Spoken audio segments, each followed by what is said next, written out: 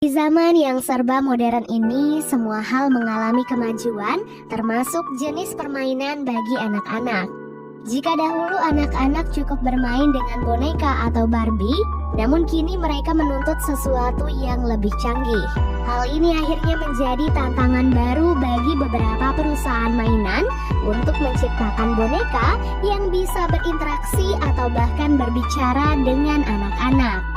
Bahkan sebuah perusahaan sampai menciptakan aplikasi mobile yang bisa diakses oleh anak-anak agar mereka bisa terhubung dengan bonekanya. Hal yang sama juga dirasakan oleh seorang anak perempuan bernama Kedi. Kedua orang tuanya menghadiahkan sebuah boneka untuk menemaninya bermain. Namun hal itu terkadang membuat Kedi terlalu sibuk dengan mainannya hingga sesekali kedua orang tuanya pun mengajak Kedi untuk pergi bermain ski. Di tengah perjalanan, mobil keluarga Kedi sempat terombang-ambing karena salju yang semakin lebat. Sang ayah dan ibu pun memutuskan untuk berhenti di tengah jalan sambil menunggu truk pembersih salju menyapu jalanan tersebut. Naasnya, sebuah truk tiba-tiba datang dari arah berlawanan dan menabrak mobil keluarga Kedi. Scene lalu beralih memperlihatkan seorang wanita bernama Gemma yang bekerja sebagai tim pengembangan di sebuah perusahaan mainan bernama Funky. Hari itu atasannya yang bernama David marah besar karena Gemma tak kunjung menyelesaikan pengembangannya. Apalagi saat ini perusahaan saingan baru saja merilis boneka yang sama persis seperti milik mereka. Namun mereka memberikan harga yang jauh lebih murah. Tentu saja hal ini menjadi kerugian besar bagi perusahaan Funky sehingga David memerintahkan Gemma dan timnya untuk segera menyelesaikan permainan apapun yang saat ini mereka kembangkan. Dapat dilihat saat ini Gemma dan kedua timnya yaitu Cole dan Tess sedang mengembangkan sebuah robot AI yang mereka beri nama Megan. Sayangnya pengembangan itu tak kunjung membuahkan hasil karena masih ada perbaikan di beberapa komponen. Alhasil saat dilakukan uji coba, Megan mengalami kesalahan teknis dan terjadilah ledakan. Hal itu tentu saja membuat David semakin kesal dan ia tidak peduli minggu depan pengembangan Megan harus sudah diselesaikan. Setelah itu, Gemma mendapatkan panggilan dari rumah sakit yang mengabarinya tentang kecelakaan keluarga Kedi. Dari kecelakaan itu, kedua orang tua Kedi meninggal dunia, sehingga Gemma sebagai adik dari ibunya Kedi mendapatkan hak asuh sementara. Keesokan harinya, Gemma pun mengajak Kedi untuk tinggal di rumahnya. Begitu sampai, mobil Gemma langsung diserang oleh anjing peliharaan tetangganya yang bernama Celia. Sudah berkali-kali Gemma menyuruh Celia untuk merantai anjingnya itu, namun Celia tak kunjung melakukannya. Karena Gemma saat ini belum berkeluarga, jadi ia pun merasa kebingungan bagaimana harus menghadapi Kedi. Menjadi orang tua bukanlah sesuatu yang mudah, apalagi untuk membesarkan seorang anak yang sedang mengalami trauma seperti Kedi. Untuk memulihkan kondisi Kedi, Gemma pun memanggilkan seorang terapis anak yang bernama Lydia. Ia berharap Lydia bisa membantu Kedi di saat Gemma harus fokus pada pengembangan robotnya. Pada malam harinya saat Gemma sedang bekerja, Kedi datang menghampirinya. Wajar saja mungkin Kedi merasa kesepian karena Gemma terlalu sibuk bekerja hingga larut malam. Gemma pun mencoba menghibur Kedi dengan menunjukkan salah satu robot ciptaannya yang dinamakan Bruce. Bruce didesain untuk mengikuti setiap gerakan dari orang yang menggunakan sarung tangan sebagai koneksi. Sayangnya, robot seperti Bruce jarang digemari oleh anak-anak karena bentuknya yang terlalu besar dan harganya yang terlalu mahal. Mendengar hal itu, Kedi pun berkata, jika ia memiliki mainan seperti Bruce, ia sepertinya tidak akan membutuhkan mainan lain. Perkataan Kedi membuat Gemma termotivasi untuk segera menyelesaikan robot Megan.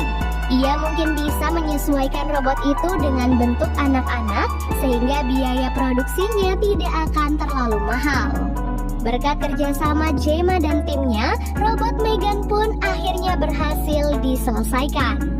Keesokan harinya, Gemma dan tim langsung mengadakan simulasi pertama robot Megan. Gemma pun memilih Caddy sebagai pengguna utama yang akan dihubungkan dengan Megan.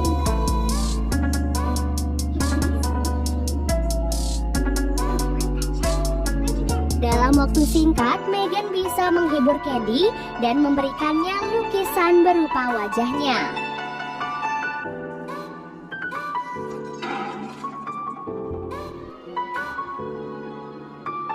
David yang melihat hal itu merasa terkesan dengan kecanggihan robot Megan. Selanjutnya, mereka akan melakukan pengamatan selama 2 minggu untuk melihat perkembangan robot Megan agar nantinya bisa segera diperjualbelikan. Sejak saat itulah Megan pun dibawa pulang ke rumah dan mulai menjalani kehidupan sehari-hari bersama Caddy. Tak disangka kehadiran Megan berhasil menghibur Caddy yang selama ini terpuruk. Ia bisa menjadi sosok teman yang selalu mendengarkan setiap keluh kesah Caddy dan juga menghiburnya. Selain menjadi temannya, Megan juga mengajarkan banyak hal kepada Caddy, mulai dari ilmu kehidupan sampai beberapa pelajaran sekolah. Mereka juga bermain bersama, membaca buku, dan menari dengan sangat gembira. Nah, hal inilah yang akan menjadi daya tarik robot Megan, sehingga para orang tua pun tertarik untuk membelikan anak-anak mereka. Sebenarnya, gagasan robot Megan membuat Tess cukup khawatir, karena permainan seharusnya menjadi teman di kala senggang, bukannya menggantikan peran orang tua. Hari demi hari, kebersamaannya bersama Caddy membuat Megan terobsesi untuk selalu menjaganya dan tidak membiarkan siapapun menyakiti Caddy. Ketika sedang bermain panah, Caddy berkata pada Megan bahwa ia telah kehilangan salah satu anak panahnya. Megan pun berusaha mencari di seluruh lingkungan rumah dan ia pun menemukan anak panah itu telah melewati pembatas rumah Celia. Ketika Megan akan mengambil anak panah itu, anjing peliharaan Celia tiba-tiba menyerangnya. Caddy pun berusaha menyelamatkan Megan hingga tangannya pun digigit oleh anjing tersebut. Gemma yang mendengar teriakan Caddy langsung berlari keluar dan mendapati kondisi keponakannya telah terluka. Ia pun marah pada Celia, namun Celia menjawab hal ini terjadi karena Caddy dan robotnya telah melewati pagar pembatas rumahnya. Gemma pun melaporkan kejadian ini pada polisi setempat agar setidaknya Celia mendapatkan peringatan. Namun Pak Polisi berkata bahwa hukum tidak berlaku karena Caddy dianggap masih baik-baik saja. Ia hanya menyarankan pada Gemma untuk memperbaiki pagar pembatas agar anjing peliharaan Celia tidak bisa mengganggunya lagi. Megan yang bertindak sebagai pengasuh dan sahabatnya merasa sangat marah melihat kondisi Caddy. Karena Pak Polisi tak bisa menyelesaikan kasus itu, jadi Megan sendiri yang akan turun tangan untuk memberikan pelajaran pada anjing tersebut. Ia pun keluar dari rumah, mendekati kandang anjing, dan inilah yang terjadi. Keesokan harinya, Celia pun mencari anjingnya di sekitar komplek karena telah menghilang dari kandang. Sejak awal, ia sudah curiga pada Gemma karena anjingnya tiba-tiba menghilang setelah masalah yang kemarin.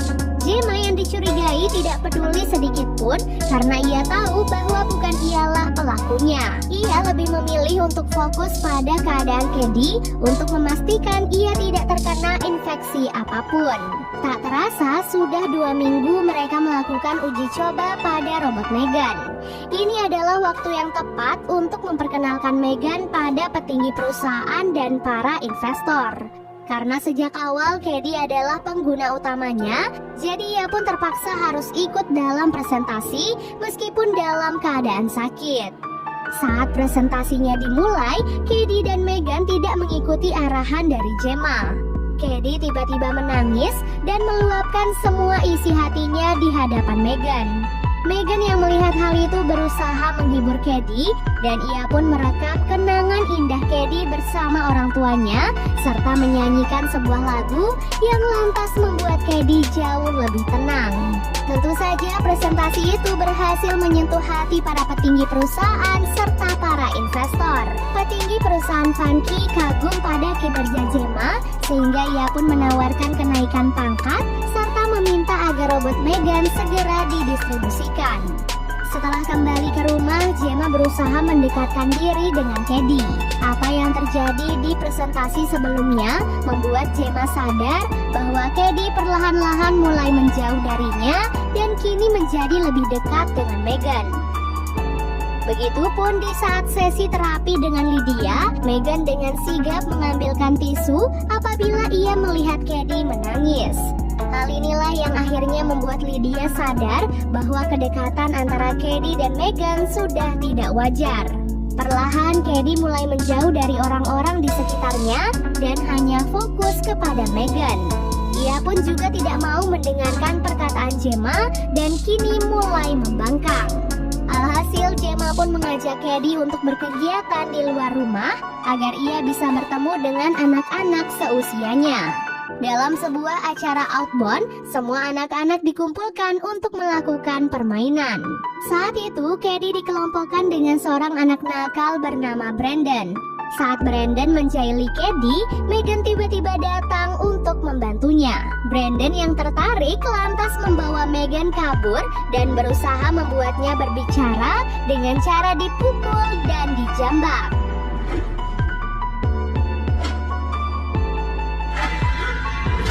Karena hal itulah, Meghan pun mulai berbicara. Ia lalu menjewer telinga Brandon sampai putus. Brandon yang ketakutan pun berusaha kabur dari Meghan. Namun sayangnya ia tersandung oleh akar pohon, terjatuh sampai ke jalan, dan akhirnya ditabrak hingga tewas. Setelah kejadian itu, Gemma pun menanyai Khedi tentang apa yang sebenarnya terjadi. Khedi berbohong dengan mengatakan Brandon lah yang mengambil Meghan dari tempat mainan dan membawanya kabur. Lalu setelah itu, ia tidak tahu apa yang terjadi. Sesampai di rumah, Gemma didatangi oleh seorang polisi yang memintainya keterangan tentang anjing Celia yang kini tak kunjung ditemukan. Gemma terus mengatakan bahwa ia tidak tahu di mana anjing itu, namun Celia terus menuduhnya. Melihat hal itu, Meghan pun mulai bertindak. Pada malam harinya, ia memancing Celia untuk masuk ke dalam gudang dan membunuhnya dengan kejam di dalam gudang tersebut.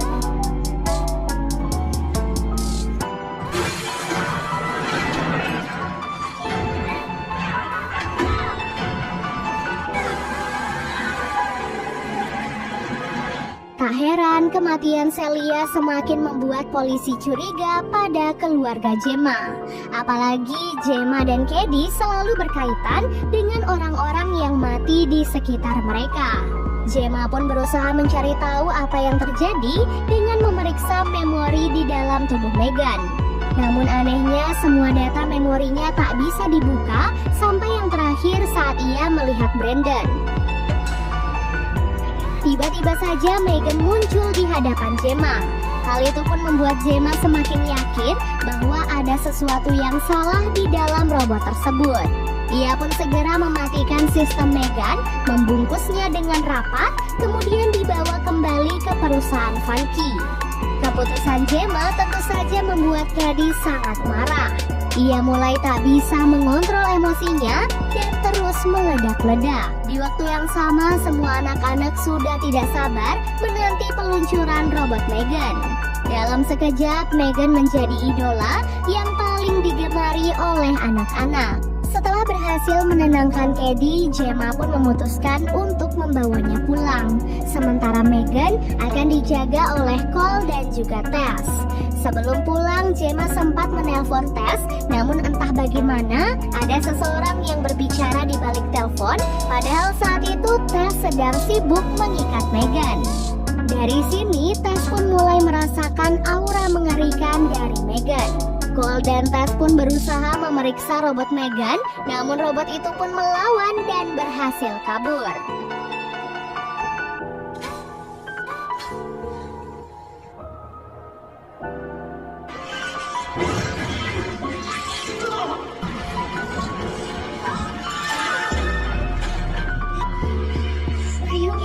Robot Megan kemudian dengan santai menari, lalu mengejar David dan membunuhnya serta asistennya.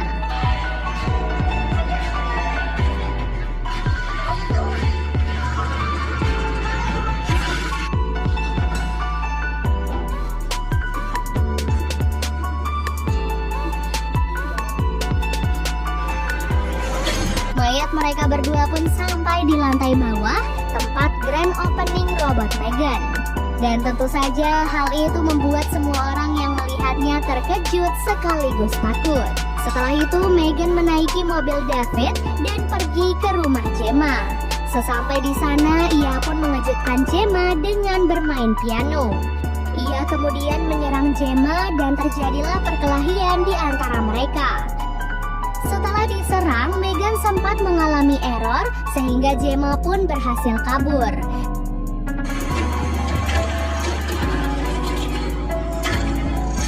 Gemma terus menyerang Megan sampai wajahnya rusak, namun Megan masih bisa berfungsi.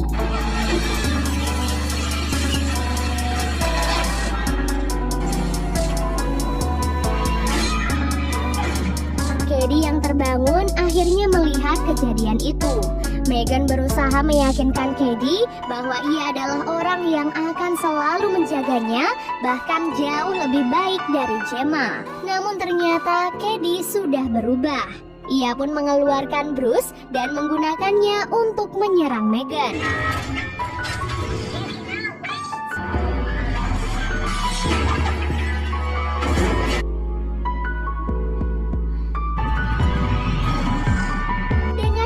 Sama yang baik antara Cady dan Gemma, mereka berdua pun berhasil menghancurkan Megan sampai rusak sepenuhnya.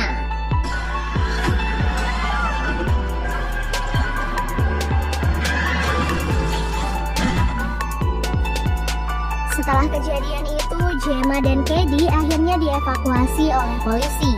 Namun saat mereka keluar dari rumah, salah satu AI tiba-tiba menyala. Dan film pun akhirnya selesai. Wah, apakah yang terakhir tadi terjadi karena Megan? Apakah nantinya akan ada film Megan yang selanjutnya? Entahlah guys, kita tunggu aja ya. Dari cerita ini, Mimin jadi mikir-mikir nih kalau mau beli mainan yang canggih kayak gitu. Takutnya nanti pas tengah malam malah tiba-tiba ngomong lagi.